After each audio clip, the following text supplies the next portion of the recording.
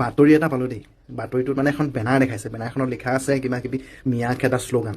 মিয়া খেদি মানে অসমখন বাংলাদেশ হোৱাৰ পৰা বচাবলৈ কৈছে, ৰক্ষা কৰিবলৈ কৈছে। এয়া দিছে অসমীয়া যুৱ মঞ্চই। খুব ভাল কথা এইটো এটা। তেওঁলোকে খুব ভাল কথা কৈছে যে অসমখন বাংলাদেশ হোৱাৰ পৰা ৰক্ষা কৰিব লাগে। কিন্তু এনেকুৱা উচতনিমূলক যিবিলাক আপোনালোকে বেনাৰ লগাইছে বা যিবিলাক আপোনালোকে ভিডিঅ' এৰি আছে ছ'চিয়েল মিডিয়াত, তাৰ পৰা কিবা লাভ হ'ব জানো? মই আগৰ ভিডিঅ'টো কৈছোঁ যে কামত ধৰক, কামেৰে খেদিব লাগিব।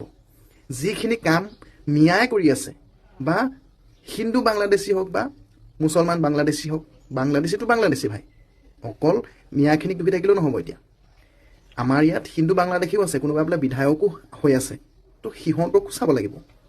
হিন্দু হওক মুছলমান হওক, বাংলাদেশীটো বাংলাদেশী, ডাইৰেক্ট কথা। তো খেদিব পাৰিলে আমাৰ কাৰণে চবৰ কাৰণে ভাল। অসমত অসমীয়া থাকিব, বাংলাদেশৰ ইয়াত কোনো ঠাই নাই। তো সেইকাৰণে যিখিনি কাম সিহঁতি কৰি আছে, আপোনালোকৰ যুৱ মঞ্চই, অসমীয়া যুৱ মঞ্চ যে, আপোনালোকে গুৰি ধৰক, কামৰ গুৰি ধৰক। ক'তনো কামৰ গুৰি ধৰিব? আপোনালোকৰ এটা ভিডিঅ' পাইছোঁ মই অডিঅ' ক্লিপটো লগাই দিছোঁ, আপোনালোকেও শুনকচোন এইটো। মোৰ একাউণ্টত হওক বা ৰাণু বাইদেউৰ একাউণ্টত আপোনালোকে দিয়ক। আৰু এটা কথা ক'ব বিচাৰিছোঁ, হয়তো কোনোবাই এইটো ভাবিব নালাগে কালেকশ্যন কৰিহে দিম।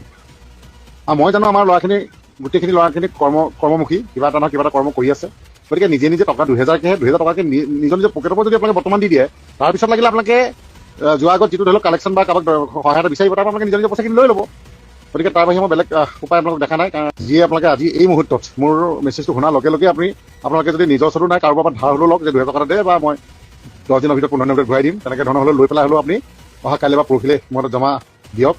আৰু প্ৰগ্ৰেমটো আপোনালোকে বিফল কৰিবলৈ নাচাব। নিদিওঁ যাক প্ৰগ্ৰেমটো বিফল হ'লে হওক, সেইটো ক'বলৈ নাচাব। কাৰণ কেলৈ আপোনালোকে দেখি আছে যে কিমানখিনি কষ্ট কৰিছোঁ, কিমানখিনি কষ্ট কৰি। আৰু বৰ্তমান আৰু এটা কথা ক'ব বিচাৰোঁ যে এতিয়া বিজেপি চৰকাৰ চলি আছে। সাগৰৰ ঢৌ যোনফালে চলে, পৰাপক্ষত সেইফালে অকণমান হ'লেও থাকিব লাগে। গতিকে আৰু যিহেতু সেইদিনা মুখ্যমন্ত্ৰী ডাঙৰীয়ে তেনেকৈ কৈছিল, গতিকে আমি প্ৰতিবাদী কাৰ্যসূচীও লৈছোঁ। গতিকে নানা মানুহৰ নানা কথা, তাত কিছুমানে এটা শুনিলে নহয়, তেওঁ চান্দা তুলি আছে আৰু এইখিনি ভিডিঅ' ছ'চিয়েল মিডিয়াত এৰি দিছে। তো আপোনালোকে নিজে ভাবিছক, নিজৰ উইক পইণ্টটো নিজে দেখাই আছে তেওঁলোকে। আপোনালোকে যি কাৰণেই চান্দা নোতোলক কিয়, কিন্তু এনেদৰে ছ'চিয়েল মিডিয়াত এৰাটো ভাল নহয়।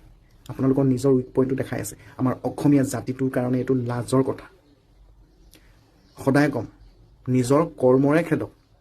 আজি যদি সেই মিয়াবোৰে কৰি থকা কামবিলাক আমাৰ অসমীয়াবিলাকে কৰিবলৈ লয়, মিয়াই কি কৰিব? কাম নহ'লে এনেও মিয়া পলাব। মিয়াই নহয়, বিহাৰী, বেংগলী, মাৰোৱাৰী, নানা ধৰণৰ জাতি আছে আমাৰ ইয়াত, যিখিনি বহিৰাগত। অসমীয়াৰ বাদে যিমানখিনি বহিৰাগত মানুহে অসমত লুটিপুটি খাই আছে, সেইখিনিকো খেদিবলৈ চেষ্টা কৰক।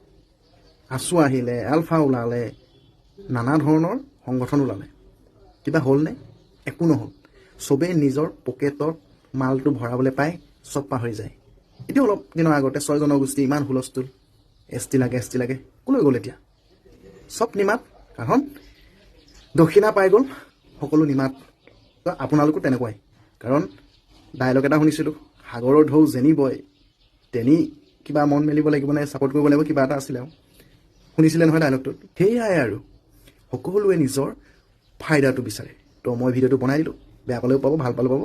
যোনে ভাল পায় মোৰ কথাবোৰ যদি ইমান কোনো আপোনালোকৰ সঁচা যেন লাগিছে, কিবা এটা ভাল পাইছে, চুট মাৰি পঠিয়াই, গুৰ মাৰি পঠিয়াই নাজানো, শ্বেয়াৰ কৰি দিব খালি।